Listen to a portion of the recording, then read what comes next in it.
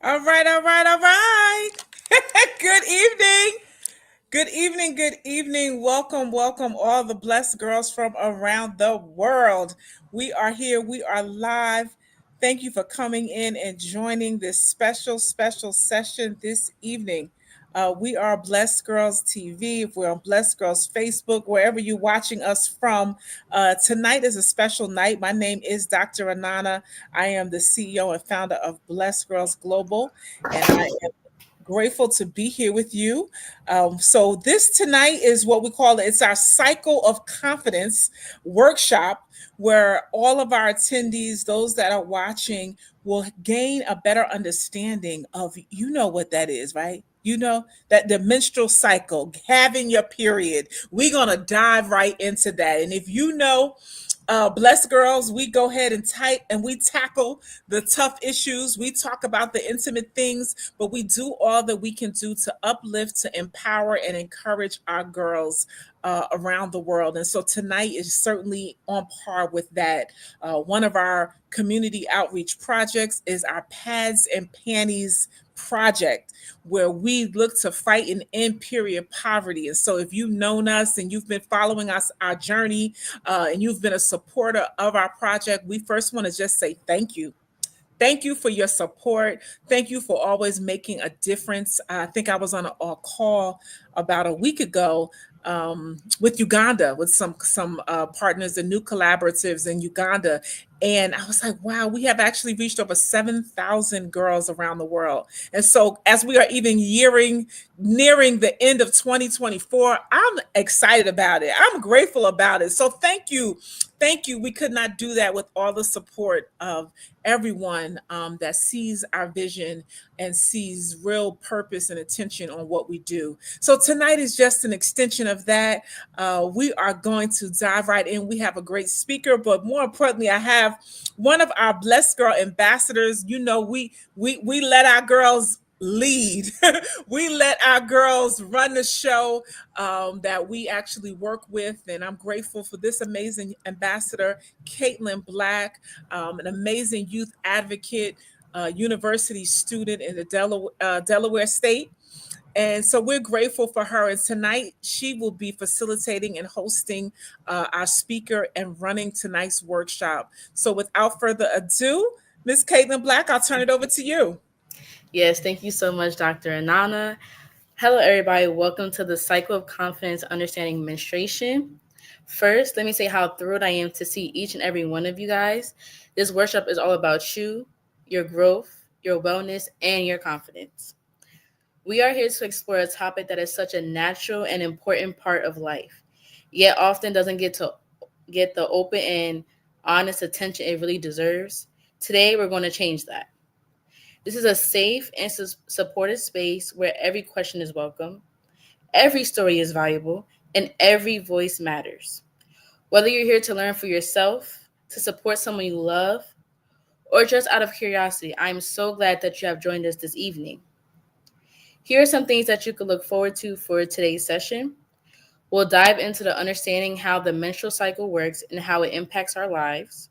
We'll explore different menstrual products and learn how to choose what works best for us.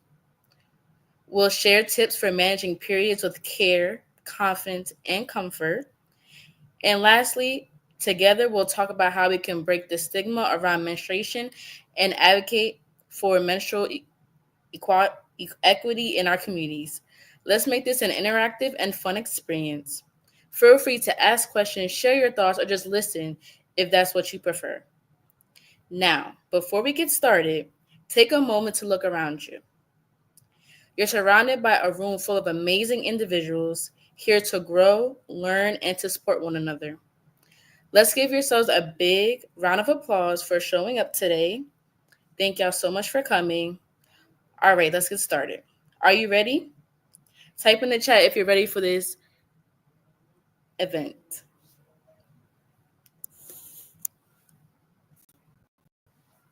I'm definitely excited for this event because as a female, I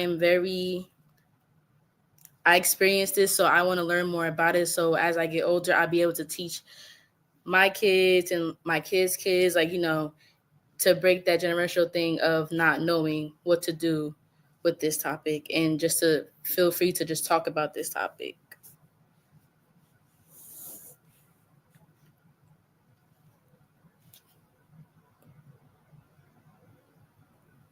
Okay, y'all, now it's time to introduce our speaker for the evening, Shantla Israel. Moment of maturity.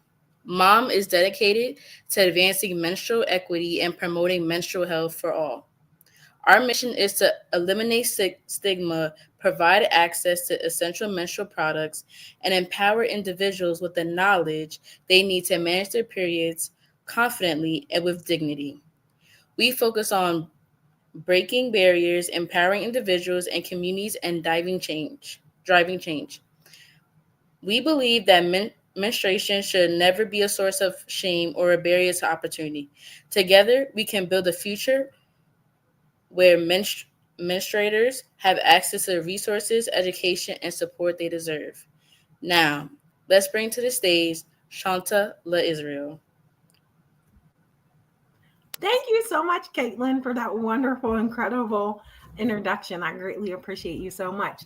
So, hi, everybody. I'm so happy that you guys are here to join the workshop on Cycle of Confidence. There's going to be so much information. It's going to be interactive. There's going to be videos. So, a lot of the videos that we have come from all around the world. So, there may be some information, some language that you're not familiar with, or it's different than what you're used to hearing, but just enjoy it. Hope that you're looking forward to learning. So just make sure you interact by adding some comments and giving us your input. But I'm going to co-host with Caitlin. Caitlin's going to get a lot of information, but I am so ready to start this conversation. So let me just give you a disclaimer. I'm very, very passionate about menstrual health and menstrual equity, and period poverty impacted me. So I wanted to make sure that there weren't other menstruators of any age. It doesn't matter if you're a girl or woman, that you have to continue to go through the stigma, the shame, or just not having the proper access to the things that you need. So I suffered from period poverty every single month for years. And so when I had a daughter, she was my inspiration for making sure that I broke the generational barriers of me not knowing what puberty was, going through not having access to menstrual products, and then just not really feeling very confident about myself because I wasn't educated enough to know what was going on with my body. So I'm grateful to have the opportunity to share with you. So I'm going to start by presenting my screen. So we're going to dive right into it. So if you guys have questions, Caitlin, again, is going to be reviewing the comments, but what you're going to see now is me sharing the screen and starting with the presentation.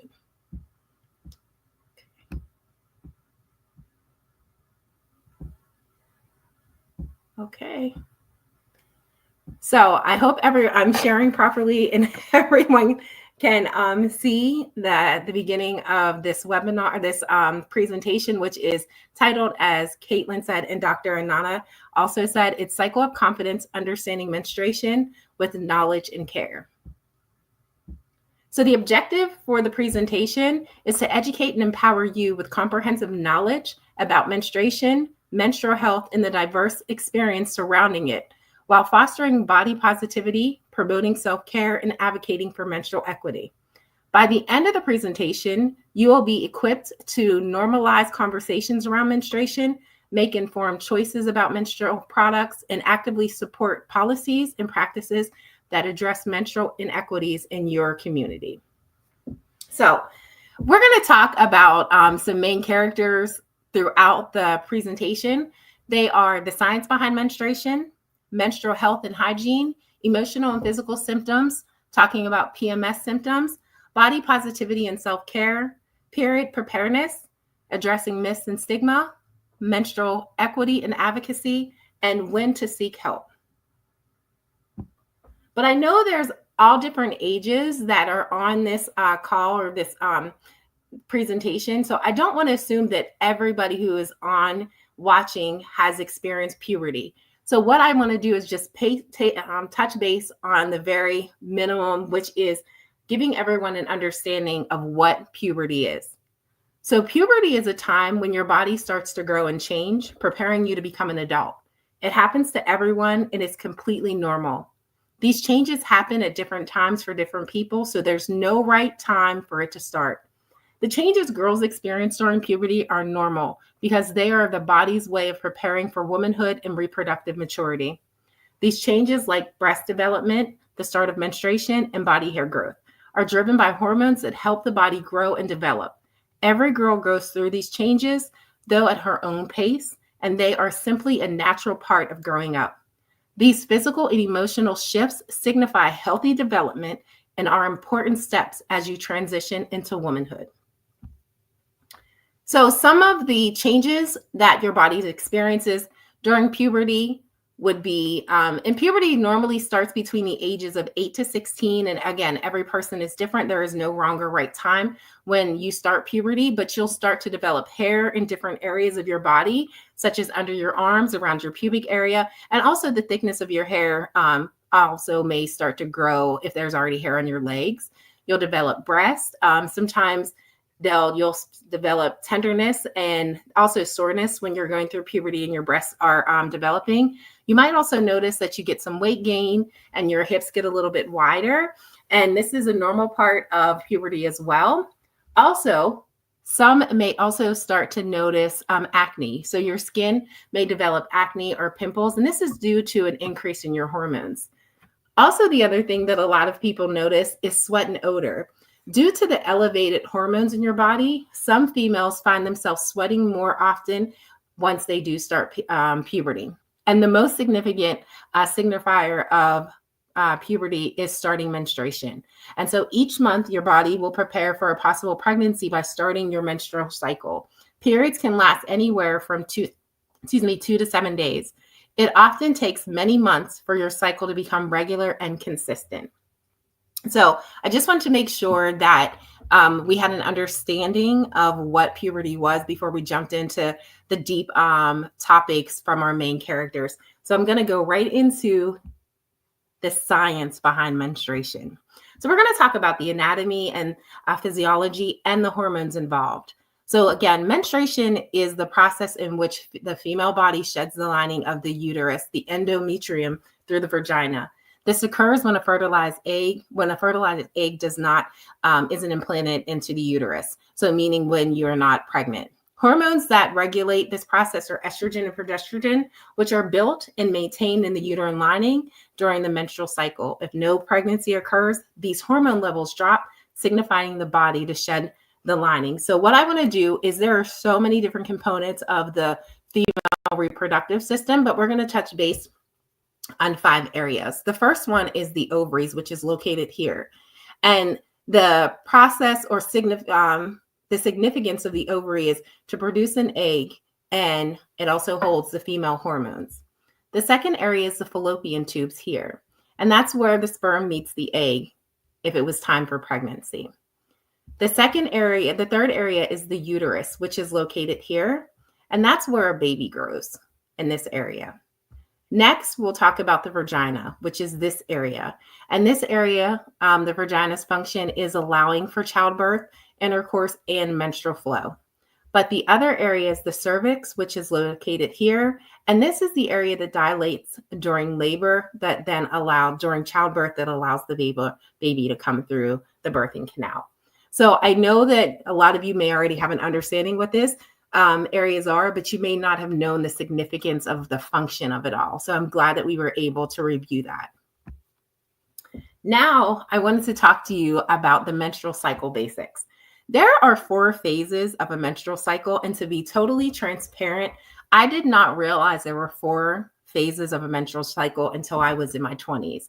Because of the lack of education about my body and menstrual cycle, I didn't know about the phases, and there are 4 of them. The 4 phases of a menstrual cycle are menstruation, follicular, ovulation, and luteal. And I want to talk about their significance. So we're going to start with the first phase, which is menstruation. And menstruation, based on this diagram, is from 1 to 5 days, but it also varies. It could be 1 to 7 days. But the purpose of menstruation, as we talked in the previous slides, this is the phase where menstruation, the shedding of the uterine lining occurs. It marks the beginning of the cycle, of the menstrual cycle. Then the follicle phase, which is the second part of the menstrual cycle, based on the diagram, is from day 6 to day 14. This is when the uterine lining begins to thicken in preparation for potential pregnancy. Also, now we're talking about the third phase, which is ovulation, that normally happens between days 15 to 19, according to this diagram. And this is where pregnancy is most likely to occur if the egg is fertilized by sperm.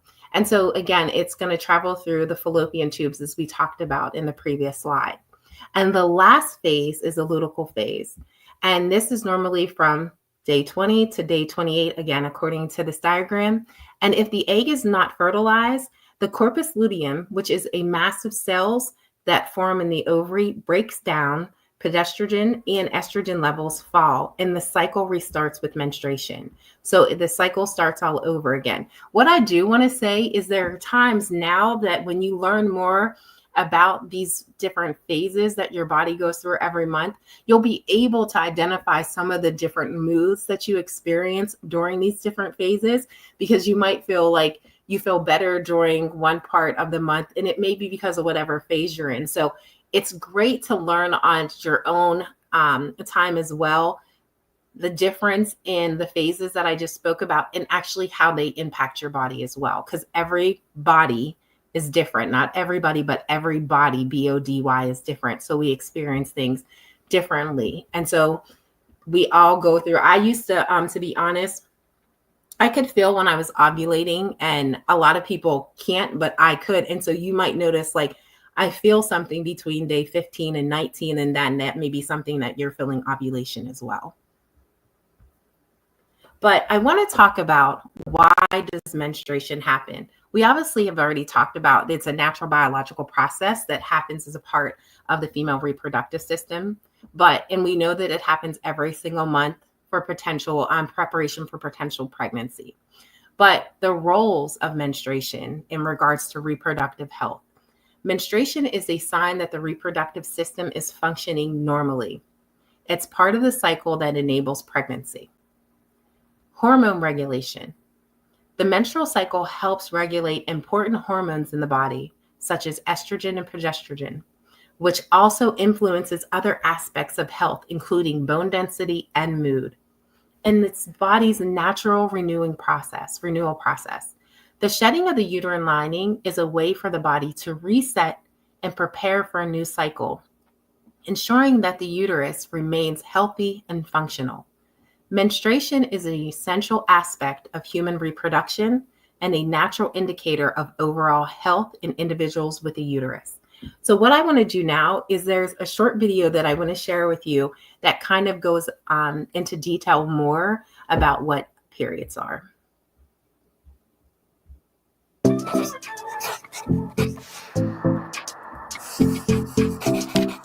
What are periods and why do girls get them?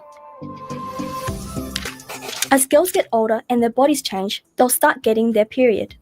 This happens as part of the menstrual cycle, and it's the way a girl's body gets ready to possibly become pregnant one day when she's older.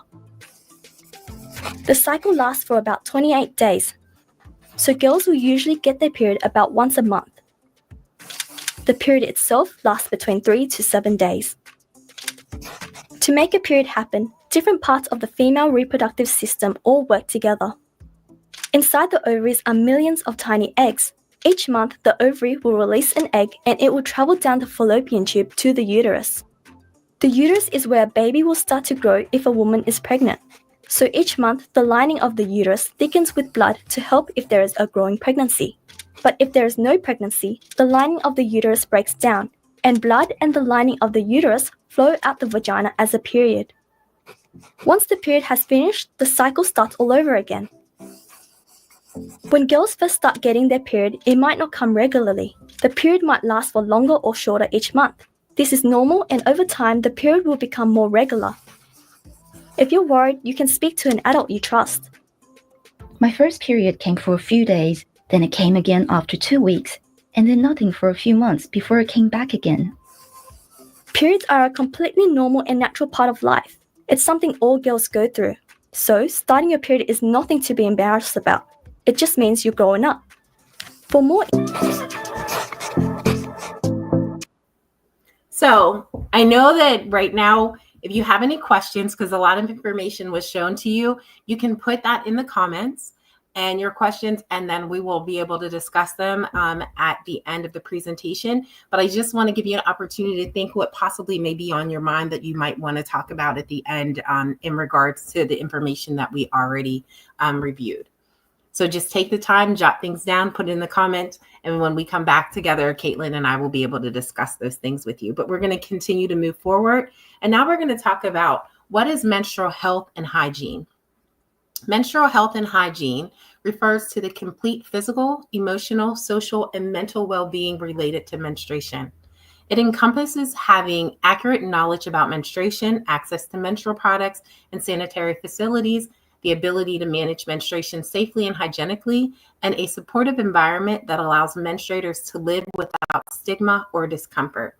Some of the key aspects of menstrual health and hygiene are talking about menstrual health, having an understanding of menstruation, knowing how to manage symptoms such as cramps, bloating, fatigue, and also PMS, which is a premenstrual syndrome, also known as PMS, through proper care, nutrients, and healthcare access.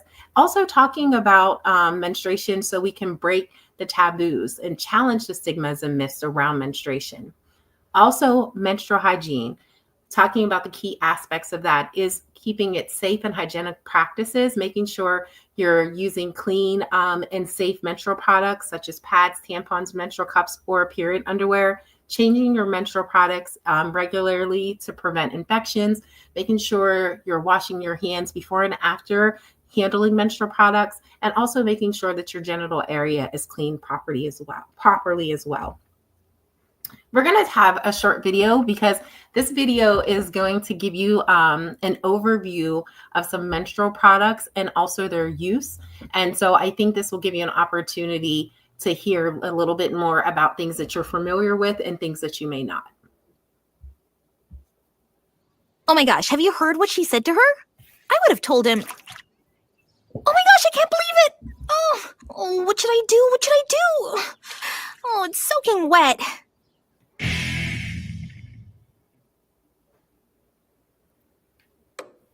Pads, tampons, and cups are useful products for those who have their periods. Each product is used to absorb menstrual fluid.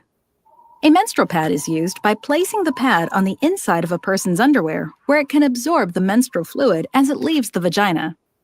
Pads come in a variety of sizes, and each pad should only be used once. It is recommended that a menstrual pad be changed at least every 3 to 4 hours. After a person is done using a pad, they should wrap it in toilet paper and dispose of it in a trash can. Pads should not be flushed down the toilet. Menstrual cups are for internal use and are inserted inside of the vagina. There are directions inside the box that will explain how to insert a menstrual cup. Cups do not come with an applicator. A person will need to be comfortable touching their vagina in order to effectively insert and remove it. Cups must be changed and cleaned every 12 hours and are reusable for up to a year. Tampons are for internal use and are inserted inside of the vagina. They absorb menstrual fluid as it is being released before it leaves the vagina. Each tampon should be used only once and must be changed every 4 to 6 hours or sooner if it is full. Some tampons come with applicators and some do not. Pick the one you feel most comfortable trying. Tampons also come in different sizes. If it is your first time trying a tampon, try the slim or thin tampons. The box may say for a light menstrual flow. Now you are ready for your menstrual cycle. Tampons. Oh my gosh, have you heard what she said to her? So we did talk about pads, tampons, and menstrual cups, but we did not talk about period underwear. And I do want to talk about them and how to safely use all of these and choosing the best option for yourself. As we did talk about pads, they do come in different sizes and absorbencies. And just reiterating what we saw in the video, you want to make sure using it safely, you change every 4 to 6 hours or sooner if needed to prevent leaks and odor. Dispose them in the trash and not in the toilet. And this is a great option for beginners or those who have light to heavy flows, and also for overnight use as well. Safety tip, as you saw in the video, to properly dispose them in the trash and never flush them down the toilet. Tampons also, again, to be changed every 4 to 8 hours to avoid toxic shock syndrome. And you want to make sure that you're changing as needed to prevent leaks as well. You want to choose the proper absorbency because they do come in different absorbencies, such as light, regular, and super. And you want to relax when you're inserting these as well. But they're best for those to use who have an active lifestyle and they may be an athlete. So they want to use that for that comfort, such as swimming. There may be a gymnast, so different things in dance. So they also are great for moderate to heavy flows. So your lifestyle plays a big part on what type of choice you would be choosing in regards to the menstrual product. And so a lot of active lifestyle women and girls do choose to use tampons. But you never want to exceed the single use of a tampon more than 8 hours for safety reasons as well. Also, menstrual cups, as you saw, one of the biggest things about the menstrual cup that I know women who do use these, I know a lot more women who use them than girls or young women. It's because it is also an eco-friendly or eco-conscious option. So it's good for the environment. So it doesn't have as much carbon footprint to the earth as other things such as tampons and pads do. And they're great use for heavy flows, long wear, especially if you're traveling somewhere on a long flight or in a car for a long period of time, because you can wear them up to 8 to 12 hours. But you want to make sure that you're properly cleaning them and sterilizing them between cycles to prevent any type of infection. But one of the options that wasn't shown in the video, which I think is a wonderful option and maybe not talked about as much, and a lot of people do not really know much about them, which are period underwear. They are designed just like regular underwear, but they have an absorbency layer inside of them so they can soak up the flow. So you can use period underwear alone on a light to medium flow day or a backup for a heavy day. And you want to make sure that you're caring for them properly. So you're washing them out and taking care of them in the proper way to maintain the absorbency. And they're great for beginners as well. And you can use them again on light flows, medium flows, and also to use as a backup for heavy days. And also they're very discreet because they're no thicker than regular underwear as well. So I think this is a great option for beginners or anybody at any level who just wants something as a backup or just wants to try something different. But the safety tip is you want to make sure that you are washing them thoroughly to prevent any bacteria from building up. So when you're thinking about all the options we talked about, such as pads, tampon, menstrual cups, and then period underwear, and there's so many other options too that are on the market, such as a menstrual disc as well, you want to make sure you're choosing what the best option for you is. So don't compare it to some of your friends maybe using one product and you're choosing to use something different. Choose what's best for you. And some of the things that you should be considering is comfort. To which product works best and makes your body feel comfortable, the activity that you're involved in, your flow level, if you're aware of the environmental impact that you want to use in regards to what you're contributing to the carbon footprint. You can use eco-friendly options or reusable options, such as a menstrual cup or period underwear. They are more eco-friendly. And then also budget. You need to factor in the cost of reusable versus disposable products. So all of these factors help you choose which best menstrual product or products work best for you. And understanding your needs and preferences will help you find the menstrual product that's best for you. Again, we came to a portion where you have the opportunity, if you want to jot down any questions that we'll review or you'll make sure to put it in the comments or just jot it down so that we can review it when we're completed with the presentation. Now we're going to go into something that is connected for most women and girls is premenstrual syndrome. But before we talk about it, a lot of times people hear that and just hear it referenced as PMS, but really don't know what it actually is. So premenstrual syndrome, also known as PMS, is a group of physical, emotional, and behavioral symptoms that many individuals experience in the days or weeks leading up to their menstrual period. PMS is caused by hormonal changes during the menstrual cycle, particularly the fluctuation of estrogen and progesterone levels, which can affect the body and the brain. So we talked about just above when it normally starts. It normally starts, people start to experience PMS about 7 to 14 days before menstruation. And they normally resolve once the period begins or shortly after. Again, we talked about different things that cause PMS, and they are hormonal changes. And the hormonal changes also do chemical changes in the brain. So a drop in serotonin levels, which is a neurotransmitter that regulates the mood that you're experiencing, may be triggered, and it causes mood-related changes and symptoms.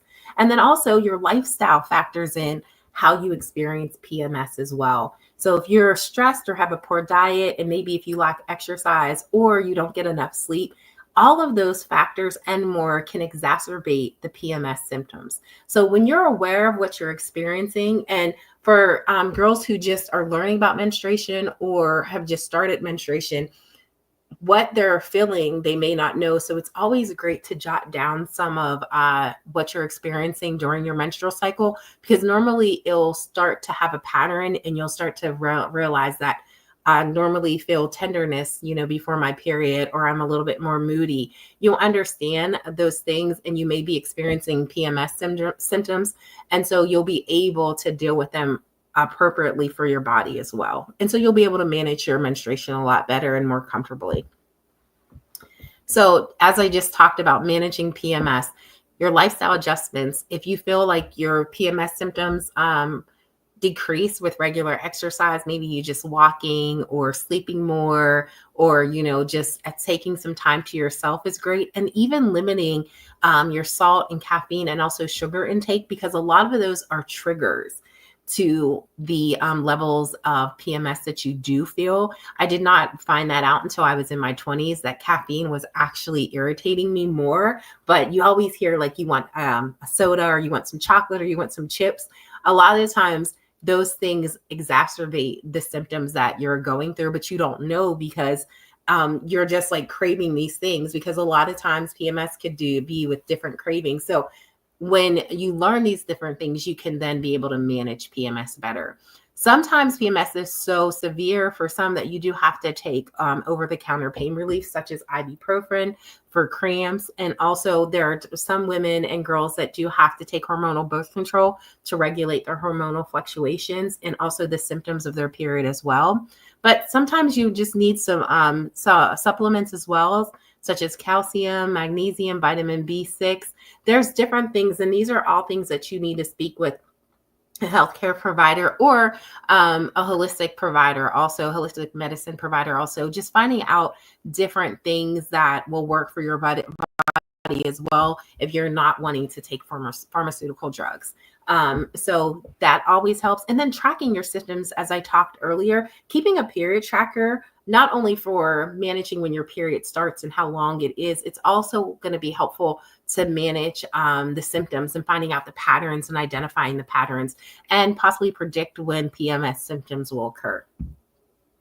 So we're going to look at this visual slide here, and it just gives different premenstrual syndromes, PMS symptoms that you may experience. Some may experience bloating, irritability, back pains, excessive fatigue, food cravings. You might notice that you get acne or pimples a little bit more around the times that you're experiencing PMS. You might feel a little more stressed. You might experience constipation, cramps, a lot of different things. And again, there are some women that experience very severe PMS symptoms, and there are some women that experience mild or none. So it's different for everybody, as I spoke earlier. But again, this was just a slide to be able to give you some idea of different symptoms that you may experience. But there are different levels of PMS. And so, at a different time, you could learn about that on your own. But if there's always an opportunity for us to do an additional workshop, we'll go into more depth about the different levels of PMS that a lot of women experience. So again, we came to an area where you may have some questions. I want to just make sure that you are jotting those questions down, or putting them in the comments that we'll be able to reflect and address in our final thoughts after the presentation.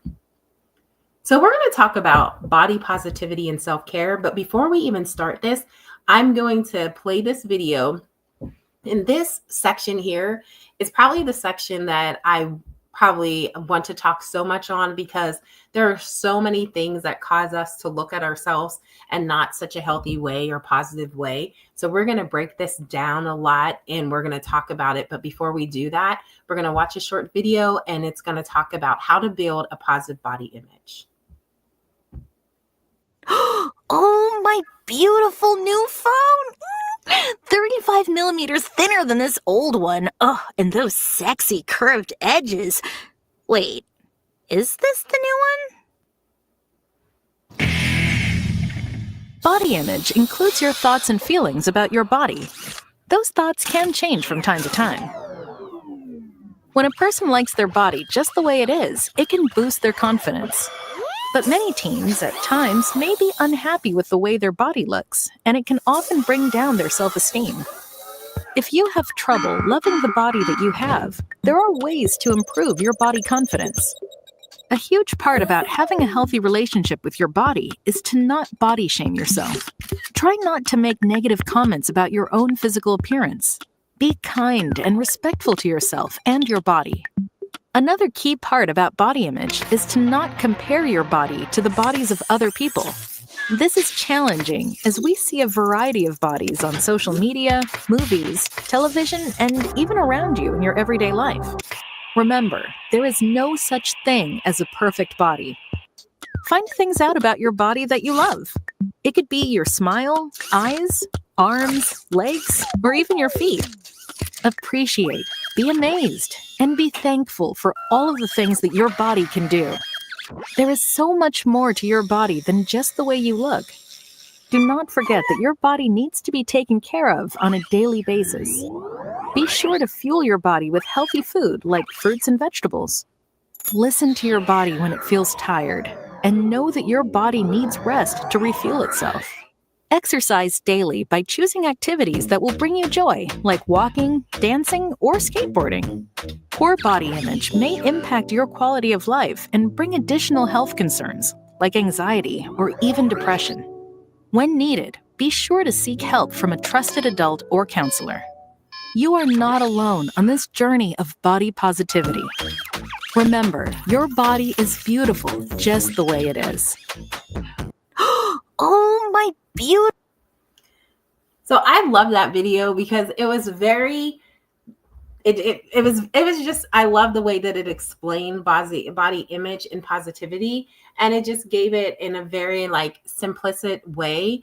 But I want to go even further into, and I really appreciate the visuals and the information that we did see in the video. But because again, I feel like there are so many young girls and young women that are dealing with this topic and sometimes don't know how to actually process it or even communicate to others about how they're feeling. And it's necessary to make sure that you do have a positive body image. And by doing that, your body image refers to how you perceive, think, and feel about your body. And how you grow a positive body image involves accepting and appreciating your body for what it can do, and valuing your uniqueness instead of comparing yourself to others. Also feeling comfortable and confident in your own skin. Tips on how to build positive body image is shift your perspective. Start to practice gratitude for your body. Appreciate the fact that you have the ability to move and experience life through your body, and it's also keeping you alive. Challenge negative thoughts. Do critical self-talk in regards to affirmation or positive statements. One you could use is, my body is strong and it's capable. Embrace your unique traits. Celebrate features that make you you. Also, avoid comparison. Limit your time on social media. Unfollow accounts that make you feel inadequate or don't promote body diversity and positivity. And remember to always recognize that social media has unrealistic standards. Remember that a lot of the images that you're looking at on social media and other platforms such as Instagram, Snapchat, TikTok, all those things, even Facebook, a lot of those images are filtered, edited, and also staged. So they're not real. So just remember that as well. Also, you want to surround yourself with positivity. You want to spend time with people who uplift you and make you feel valued. You want to engage in activities that make you feel good about yourself. So any hobby or sport that makes you feel that way, you want to make sure that you're engaging and participating in them. Also, make sure to wear clothes that you love that make you feel like an individual who's confident, comfortable, and true to yourself. Practice self-compassion. Treat yourself with kindness, especially on the days when you don't feel as confident. And acknowledge that nobody is perfect and nobody is perfect and that we're all human.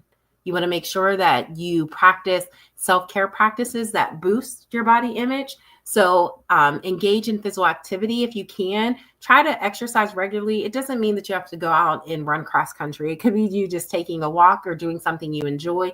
Also dancing. If you like dancing, do that. Just keep your body moving and focus on the movement that your body's able to do and how it makes you feel, not how it changes your body.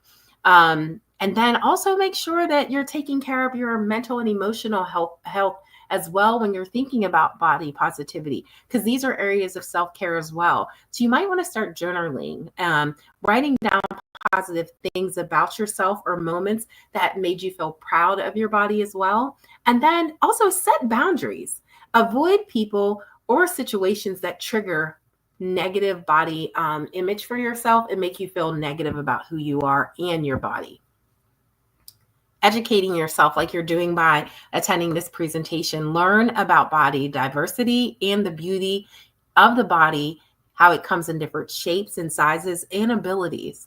And if something is too big for you to be able to do on your own and you're still struggling with body images, your body image, please make sure that you talk to a trusted source, such as a friend or family member, and also a therapist. You can also just reach out and get support. You can join communities where you have support groups that focus on self-love and acceptance. But more importantly, make sure that you are giving yourself positive body image affirmations. And you can say things such as, I am more than my appearance. I am valuable and worthy. My body deserves love and care, and I choose to focus on what my body allows me to do, not how it looks. When you build a positive body image and practice self-care, this is something you'll feel great about. And believe me, it is an ongoing process.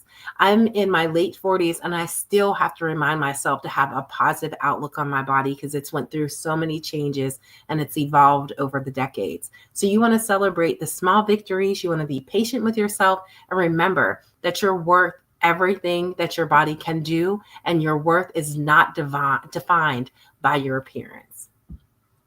So I know that was a lot, but I just wanted to make sure that you understood that you are so beautiful. You're so needed. Your diversity, your difference, your uniqueness is very original for you. And I appreciate you. I appreciate how you look. And I want you to continue to see yourself as beautiful. I want you to see yourself as unique. And I want you to see yourself as important. So if you have any thoughts about body positivity and self-care, and when anything that's on your mind, jot it down, put it in the comments, and myself and Caitlin will be able to address it at the end of the presentation. Now we're more than halfway through the presentation. And so we're going to talk about period preparedness. And period preparedness, basically what it means is being ready for your period, whether it starts unexpectedly or on schedule. It involves having the tools, the knowledge, and confidence to handle your period with ease. And how you do this includes carrying possibly a period kit with all the essentials that you need, such as your menstrual products, maybe an extra pair of underwear, pain relief, if you need it and if you're of age to administer it by yourself, or other things that you may need in a period kit, specifically addressing your personal needs. Tracking your cycle, using a calendar or app to predict when your period might start, knowing what to do, understanding how to manage your cramps, leaks, and other period-related needs, and also building confidence. Feeling secure and ready to handle your period anywhere at any time is exactly what period preparation and preparedness is. So being prepared ensures that your period doesn't disrupt your day or your confidence. So you want to make sure that you have these essentials with you, because a lot of times Your period may, especially when you're first starting, you might not know when it's going to start. So you have a roundabout time. But if you have the essentials that you need, it's going to make you feel more confident and be able to move forward, even though you may have started your period unexpectedly or even on schedule. So there's a very short video. It just gives you a little glance about what the creator of this video has in the period kit that was created. I think the apple's rotten right to the core from all the things lost down from all the apples coming before. So it was a very, very short video, but I wanted to share with you what was in her period kit because I thought it was very short, but it was very easy to understand. She was able, or the creator was able to create something that specifically needed to use for the time when her period may start unexpectedly or on schedule. So again, it's giving you the opportunity. If you have any questions in regards to having preparedness for period preparedness, jot it down, write it in the comments, and we'll be able to address it at the end of the presentation. Now, I want to talk about something that constantly gives us the discomfort of openly speaking about menstruation. And that's because a lot of people aren't addressing myths and the stigma attached to menstruation. And as Caitlin said earlier, we should have safe spaces and open communication to talk about menstruation and not feel uncomfortable or shame attached to it. And we are progressing in that area, but we still have a lot of work to do. So periods for centuries have a lot of myths and stigma surrounding it, but it's time to break that cycle. Understanding the truth about menstruation helps reduce embarrassment and misinformation. So let's talk about some common myths around periods. One myth is periods are dirty or shameful. The truth is menstruation is a natural and healthy process that shows the body is functioning as it should. Another myth is you can't exercise or swim when you're on your period. The truth is with the right products, you can stay active and swim during your period. And we learned that earlier. Another myth is you shouldn't talk about periods openly. The truth is open discussions help normalize menstruation and reduce stigma. One thing that I do tell everyone when I do a presentation is that periods are natural and periods are normal. And I say that so many times because I want people to become innate in them to have the understanding that this is a natural process, a normal process, and it signifies that your body is working properly and also is healthy. So periods, again, are natural and periods are normal. And why we want to address the stigma around menstruation is to get more people to normalize that statement and those statements to be able to have open communication about it. Because once we address the stigma, then we can feel more empowered to break the taboos around individuals who don't understand menstruation or don't feel as confident talking about it, and the confidence that they need to understand about the beauty of menstruation that's happening within their body. Also, once you can address stigma is through education. Knowing and understanding menstruation leads to better health and self-care, and being able to then take care of your body in such a better way that you'll be able to manage your menstruation in a greater way once you're educated on it. And then equity. Reducing stigma ensures everyone has access to the resources and support that they need. And not only resources, but also education and products. By addressing myths and stigma, we create a more inclusive, supportive world where menstruation is treated with the respect it deserves. Let's normalize the conversation and empower every individual who menstruates. So we're going to watch a really nice video. I think some of you are going to laugh and probably have some comments to talk about at the end on this video.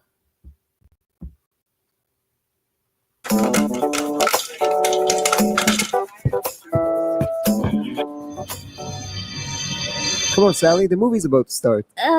You go ahead. I'll join you real quick. Oh no, I think I just got my period.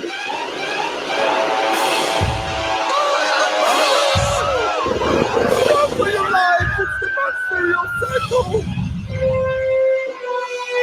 Menstruation. It's dangerous and dirty. Okay, y'all need to relax. And this is completely wrong. Much better. But it's got blood and stuff. Yeah, menstrual blood. It's just regular blood with uterine lining. Those are just typical parts of your body. It doesn't have any dangerous ingredients, so there's no need to be scared. I'm period, by the way. And that is a very cool haircut you got there. Oh, hi, thanks. I got it. Hey! If you're menstruating, you must stay at home! Oh no! Oh boy. Oh, I must not leave the house, for it is that time of the month. My life, it is over. Oof, the drama. Don't listen to that. That's just another outdated myth. Menstruation rights are human rights. Listen up, everybody! It is okay for us to go out during our period. You can learn to manage your period instead of letting it manage you. And there are tons of solutions to help you with that, like pads, tampons, or menstrual cups. Having your period shouldn't prevent you from going to school, playing sports, or hanging out with your friends.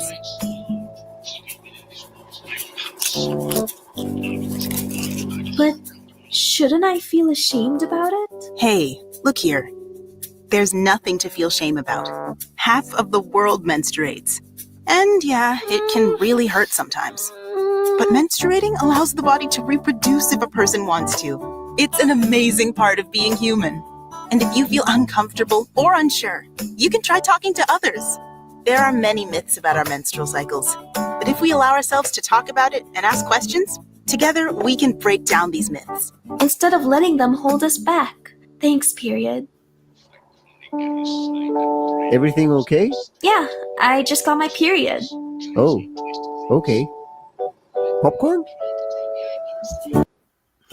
So I really liked that video. There was some humor in it as we were being educated on breaking the stigma around menstruation. Again, this is an opportunity for you to write down any questions you may have about any information that we've reviewed thus far, and also about any of the information we just currently watched. So again, you can write it down or you can jot it in the comment section so we have the opportunity to address it at the end of the presentation. We're going to continue talking about menstrual equity and advocacy. So what menstrual equity is, if someone ever asks you, if you do not know and want to know, menstrual equity means ensuring everyone who menstruates has access to the products, education, and resources they need to manage their period with dignity. It recognizes that menstruation should never be a barrier to education, work, or overall well-being. Advocacy for menstrual equity involves taking action to address the challenges faced by individuals who menstruate. And this could include raising awareness about the financial and social barriers that accessing menstrual products, supporting policies that provide free or affordable menstrual products in schools, workplaces, and public spaces, educating others to reduce stigma and fostering understanding, and partnering with organizations such as Blessed Girls to distribute products to underserved communities.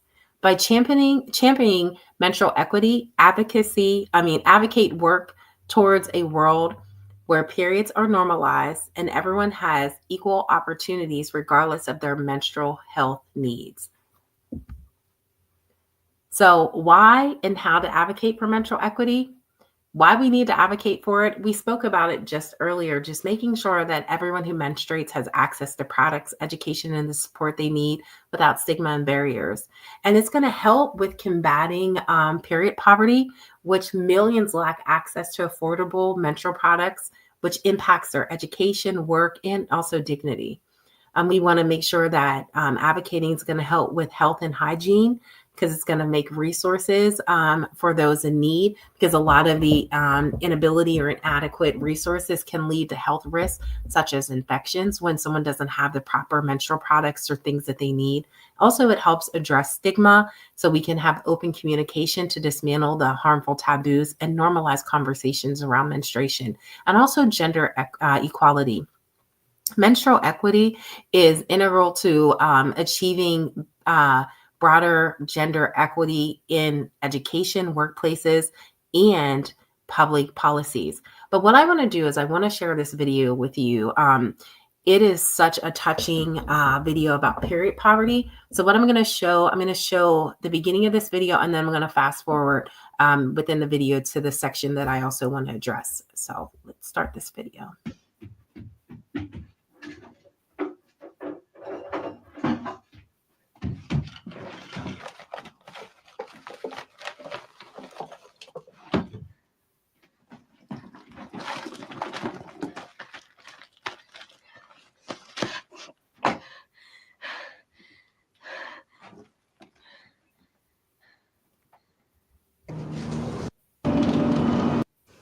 I'm sorry, love.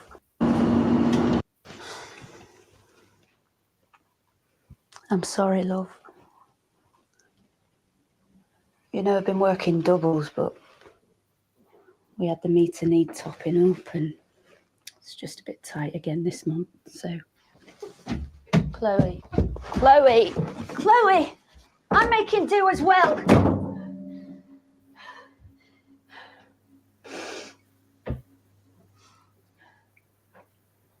We'll sort something next month. I promise.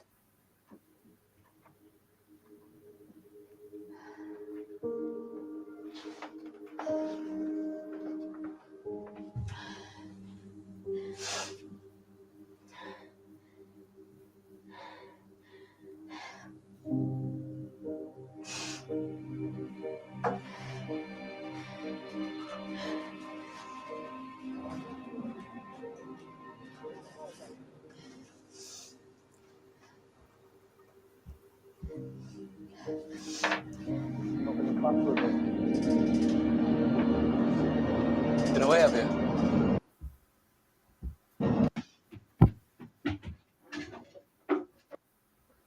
So that video, and why it mattered so much to me in that video, was because I could relate so much to the young woman within that video, and her being in such a panic because she started her period and looking for something, and then also having compassion for her mother, but letting her know that she's doing as well, trying to manage her period as well, within the struggle of not having the products that they need. So it is such a great video, and it has some more information within that video, but I just wanted to address those two areas in the video.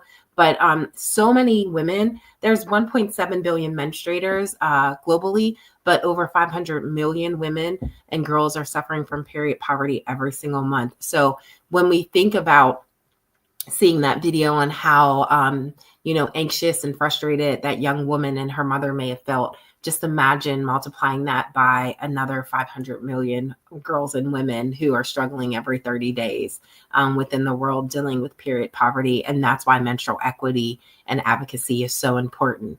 So this is a video of an organization called Period. It's just Period, the organization. And it talks in a greater depth about gender equity and menstrual equity as well. So I want to give an opportunity to play this so you have a better understanding of how so many things are connected.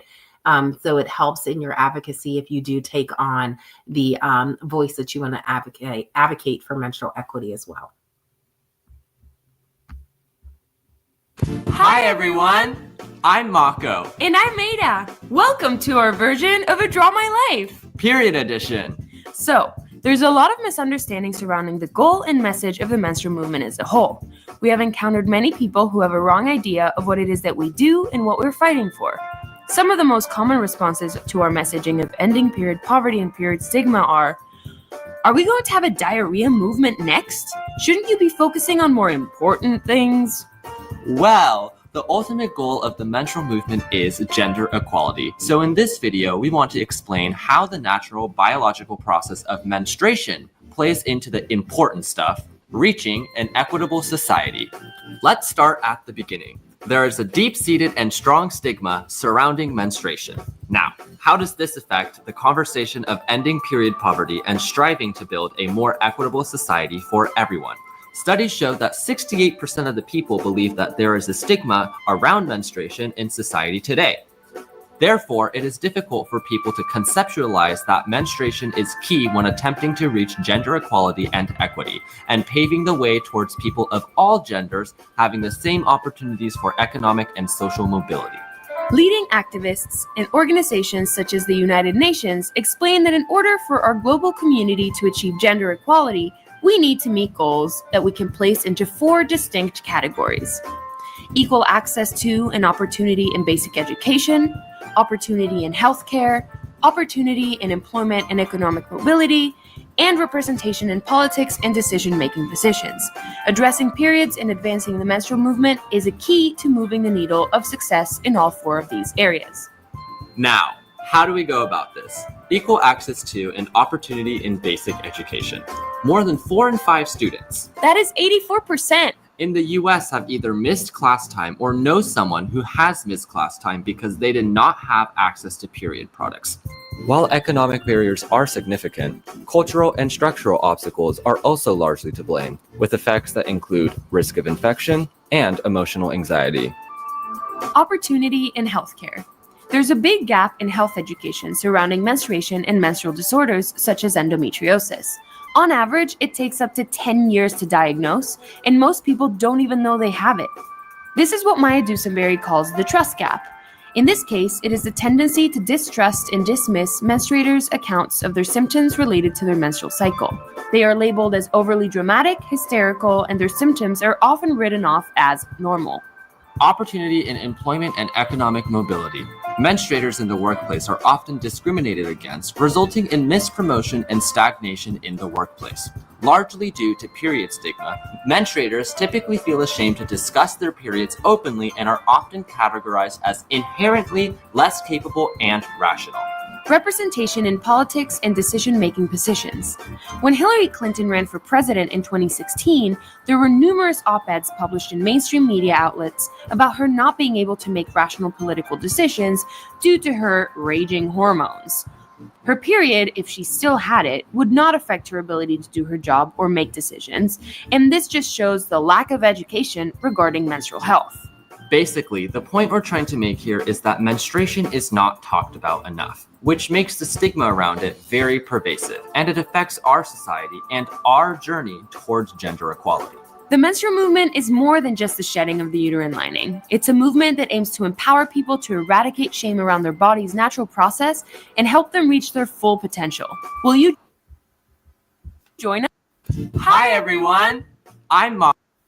So I love those 2 videos giving an example of menstrual equity, gender equality, and how normalizing the conversation and advocacy plays a huge part in making sure that change happens, and also addressing how many people are suffering from period poverty. And again, organizations like Blessed Girls are doing to make sure that more people have access to menstrual products. But when you do advocate, you can help have a voice in the policies and legislations that are passed locally, state, and at a federal level in your communities. So it provides access, resources, and education, and the support that all menstruators deserve to have regardless of their circumstances. So again, what we just talked about, if you have any comments, you can put in the comment section, or you can jot them down, and then we'll be able to address it. We're coming to the very end of our presentation, and then we'll be able to get to those questions and comments.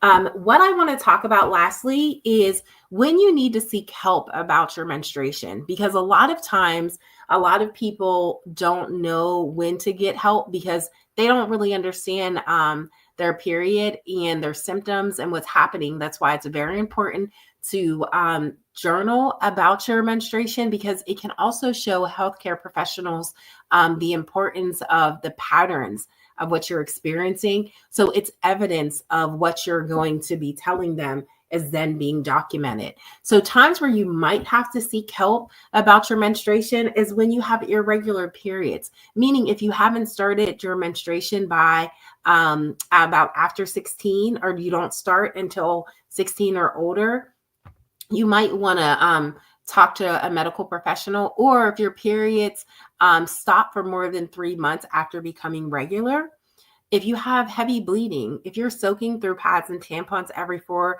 hours or every hours for several hours, and you're passing large blood clots, you might want to seek help about that as well. If you're having severe pain, like menstrual cramps that are too painful that you can't even manage them by using over-the-counter pain reliefs or other methods to get relief, you'll need to make sure that you're seeking help about that. Unusual symptoms. So if you're extremely fatigued, maybe dizzy or fainting during your period, or if you have a fever after using tampons, this could be an indicator of toxic shock syndrome. Also, emotional challenges. If you have emotional intensive mood swings, anxiety, or other challenges related to your menstrual cycle, you may then need to seek help at that time as well. And then if you have other concerns, if you're bleeding between your periods, if your periods are lasting longer than 7 days, or if you have any concerns about odors or unusual discharges, you might want to speak to a healthcare professional. By talking to a healthcare professional, they can help identify and address any underlying issues while providing reassurance and solutions for a healthier cycle. So we're going to watch this last video. And this video, why I like it, because it does give us some insight on a lot of women and girls who experience painful periods. And so again, some of the verbiage or language you may hear is different than what you're used to hearing, but the information that you receive is still the same. It's very helpful. Many women experience discomfort and cramping just before or during their period. These symptoms can affect anyone who has periods. Feeling some discomfort and cramping can be a normal part of having a period. But if your period pain is so severe that it affects your everyday life, or it continues throughout the whole period, then you may need some more help with it. Very severe period pain is not necessarily a sign of something more serious, but it is important to get help if you're affected by it. There are some things you can do at home to help ease period pain, such as using over-the-counter painkillers like paracetamol or ibuprofen. Paracetamol can be taken up to 4 times a day, and ibuprofen can be taken up to 3 times a day. When the pain is bad, you can use paracetamol or ibuprofen on their own or together if needed. But always read the instructions on your medicine before taking it. You can hold a heat pad or a hot water bottle to your lower abdomen or lower back, but make sure to wrap your hot water bottle in a towel to avoid burning your skin. You can massage the areas that are feeling uncomfortable and take a relaxing warm bath or shower. You can also try gentle exercise such as stretching or walking. If you have severe period pain and these things aren't helping, you should make an appointment with your GP practice. Some common symptoms of severe period pain are periods becoming more painful, pain going on for more days in the period, pain that happens on days when you are not bleeding before the period starts or after it is finished, pain that means you miss days from work, school, or other commitments, pain during sex, experiencing pain when you pee or poo, being sick, and having diarrhea. Keeping a diary of your symptoms can help you and your GP better understand what your periods feel like and the symptoms you're experiencing. You may also want to write down any questions for your GP before your appointment. To help with the pain and inflammation, your GP may recommend an anti-inflammatory medicine and/or paracetamol. They may also suggest a TENS machine, a small battery-powered device that uses a mild electrical current to help relieve pain. Other treatments include some types of hormonal contraception, such as an intrauterine system, also known as IUS, or the coil, or the combined contraceptive pill. These can make periods lighter, shorter, and less painful. You can talk to your GP about any potential side effects and whether this is the right type of treatment for you. Your GP may also refer you to see a specialist if they think your period pain needs investigating further.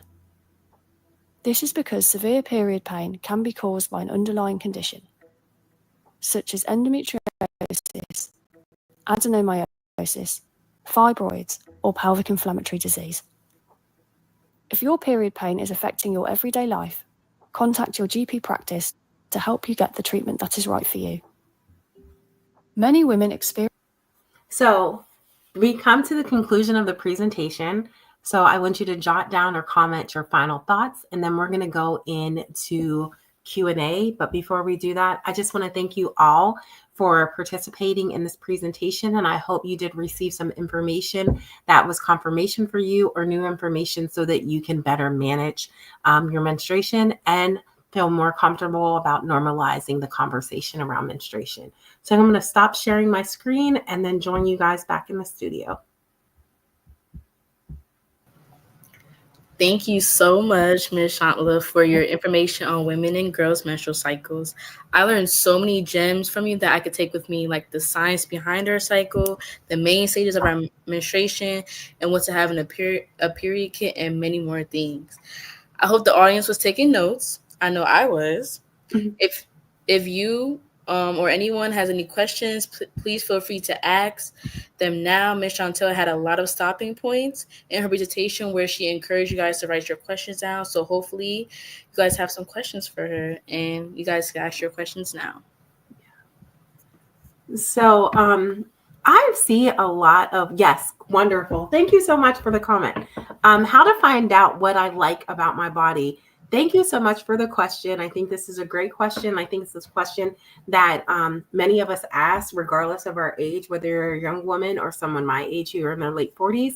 How do you find out what you like about your body is looking at it, acknowledging maybe you love the fullness of your lips or the beauty of your hands, or just the way, the strength that you see. Because a lot of times I was an athlete, and I had a brother, no shade to him, but I was very muscular as a teenage girl. And he used to tell me, girls don't look like you. Little did I know I would have loved to look like that at my age now, but I was very strong. But a lot of times words that people tell you make you dislike some of the things about you. So about yourself. So what you need to do, I think one of the first things to do is look at your body and be okay with looking at your body and saying, I'll enjoy my smile. I enjoy my confidence in regards to, how smart I am. It doesn't just have to be the physical appearance, but just learning your body, I think, is the first way to find out what you do like about your body. Okay, I had a question. So can you go more in depth about the menstrual cups? Because before this presentation, I've never heard of those. And I know one of the questions I was asked before was like the cost and where you could find them. So I just wanted to know more information about that. Absolutely. Menstrual cups are silicone. They're made out of silicone, so they're very flexible. And so again, in the video you saw, you have to be comfortable with touching your vagina because it goes inside. It's not like a tampon. There's not an applicator. So you're going to insert it not real deep inside the vagina cavity. So you're just going to insert it. But what it is, it captures all the fluid. So it works just like a tampon. So, but you have to, one of the things I used to say is like, I don't know if I would be confident with like pulling it out, like for disposal. Like, am I going to like splash it everywhere? Am I going to drop it in the toilet? But they are growing in popularity. And I know a lot of women who are athletes, or a lot of women who, like I said, are conscious about eco-conscious. So they want a more eco-friendly option, because pads and tampons, unfortunately, have materials in them that aren't biodegradable. So we are adding to the carbon footprint. So they have like plastic in them, and it's horrible that these are things that they have, and we're using them in the most intimate part of our body. And so a lot of people use them. You can get them at any like Walmart, Target, CVS, Walgreens. What I will say, the first purchase, in my opinion, they are kind of costly, but when you think cost per use, it's very inexpensive because you can use it up to a year, and you don't have to change it as often as you do single use disposable items such as pads and tampons. You can use that, like you might only change your menstrual cup two times a day, because you can wear it for up to 8 to 12 hours. So you think about it, I'll wear it during work, I'll come home, take a shower, and insert it again, and then take it out in the morning. So there is a beauty and the convenience of the menstrual cup. You'll just have to make sure that you're comfortable with touching your vagina. But again, it's silicone and it collapses just like you could roll it up in a ball. It's very flexible. It's very easy to use. Yeah. So, but again, I've seen them fluctuate between $15 to like just over $20. And I'm like, that is a lot. But when you think about how many times you get to use it, you don't have to go every month to get add tampons. That is could be a best option for you. I hope that helps you. Yes, it did. Thank you. So what's a period tracker? So a period tracker, growing up in my time and age, it was using the calendar. So a period tracker is basically just tracking, say you start, like you can use a regular old hand calendar, you can use a planner, or there are a lot of apps that you can use, and you could go in and you can research and find out if you want to use an app on your phone, and you can do it that way. But what it is, a period tracker is tracking exactly that, your period. So say you start your period today, which is the 19th, and you have your period for 4 days. You're going to cross out on the calendar or on the mobile app, like denote when you're on your period. So you're going to do it manually or you're going to do it on an app. And within that, you're going to say, okay, if you have a 28-day cycle, you're going to say, I'm going to count 28 days from the time I started my period. And then so I know when it's going to start again. So what it's basically doing, it's helping you keep track of when your period is going to start. It can also keep track of any PMS, premenstrual syndromes that you're having before and during, when they subside, when they start. So it gives you the ability to journal your experiences every single month for your period, especially if you're new to menstruation and you're not a seasoned menstruator, as someone who might have had it for years already. A period tracker, whether it's a regular calendar or a planner that you write on or an app, is going to help you identify when to expect. If you have a 28-day cycle, if you have a 31-day cycle, if you have a 35-day cycle, you'll know when it's going to start and how many days the duration of your period would be. So it's capturing everything about your period, and you create it specifically to your needs. Okay. Also, another question. How can you help take control of your cravings? I know for me on my cycle, I'm always craving like chocolate, or like I would drink like a Celsius energy drink before I go to class or something like that. So how can we stop intaking caffeine and salt, since it's not good for like PMS? Absolutely. And that's another great question. I think one of the things you'll need to do is take more intake of fruits and vegetables. And I know it sounds like I've heard this all my life, but really there are so many fruits and vegetables that give you will fulfill the craving that you have. You just think it's like, I need chocolate, but you might eat, and I know it sounds funny, you might eat like a bowl of broccoli with maybe some butter and cheese on it, and it satisfies that, or having like some fruit. Because we have to understand is fruit has a lot of the fruits and vegetables are going to subside and resolve the craving that you have, because it has a healthier option with fulfilling that craving that you have. But we automatically think I want a bag of chips, or I want some ice cream, or I want something else. But there's other ways to do it, because that caffeine, that salt intake, and that sugar can exacerbate the problems that you're experiencing, because you might notice I ate these things, but now my cramps haven't left or they feel worse. It's because you just added onto it, or you may have compounded, because there is a such thing, and we didn't talk about it in the videos, but there is a scientific evidence that there's such thing as called period poops. And what happens is, if you have cramps a lot, the same contractions that you're feeling in your uterus that cause the menstrual cramps are also activating your GI system, and it causes you to go to the bathroom more. A lot of women may notice I use the bathroom a lot more when I have diarrhea when I have my period.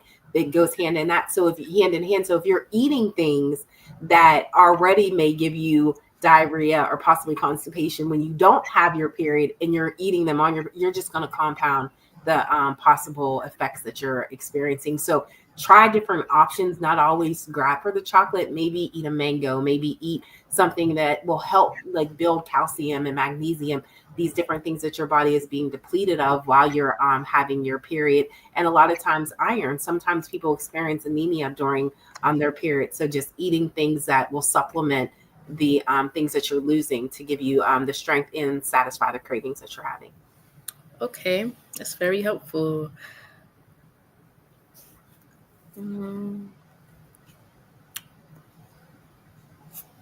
yeah, salt and caffeine can make it worse. We definitely, Caitlin asked that wonderful question. Absolutely can definitely make it worse. And what I would say is try it.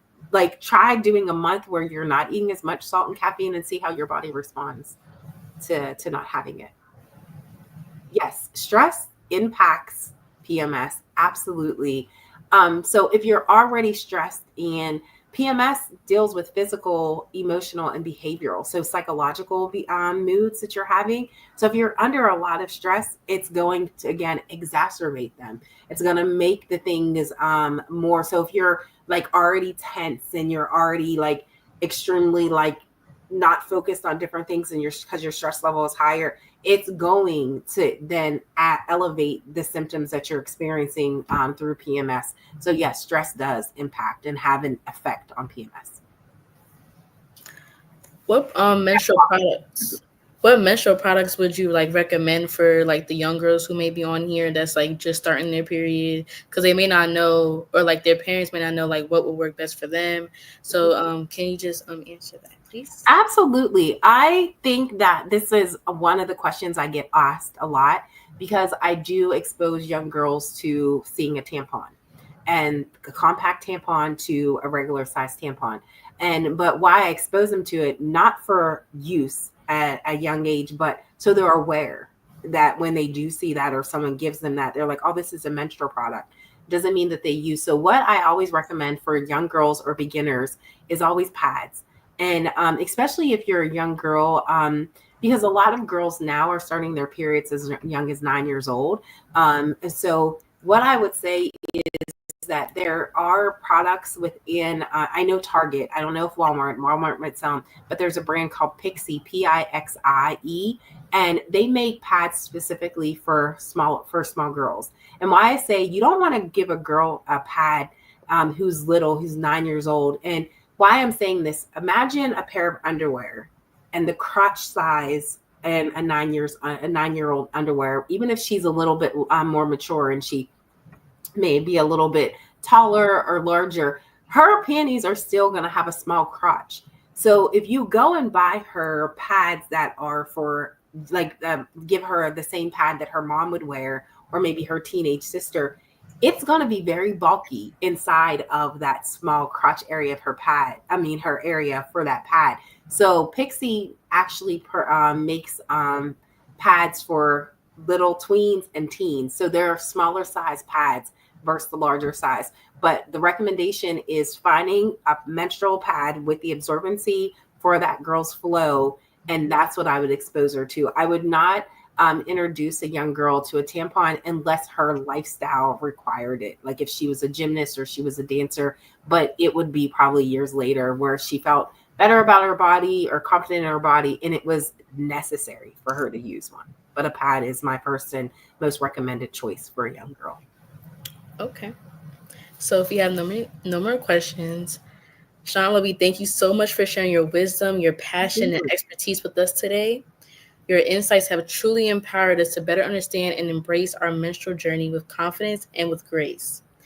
Your ability to make this topic approachable, engaging, and inspiring has made such a difference, and we are so grateful for the knowledge and tools you provided. On behalf of everyone here, thank you for being such a powerful voice for education, empowerment, and change. You've inspired us to take what we learned today and bring it into our lives and our communities. Audience, let's give Shantla one more big round of applause for her amazing contribution. Thank you so much, Caitlin.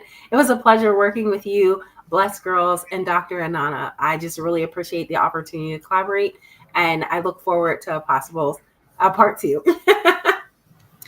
Yes, and I want to wish everybody a happy holiday, and to everyone, you can always connect with Blessed Girls through our Facebook, Blessed Girl, our Instagram at Blessed Girls New Jersey, and our YouTube, Blessed Girl TV, and our website, blessedgirls.com. And also we're currently having a shoe drive, and if you would like to donate any shoes, you could contact us on any of our platforms, or you contact Miss Anana directly, and we appreciate your shoe donations as we continue to raise these shoes to give back.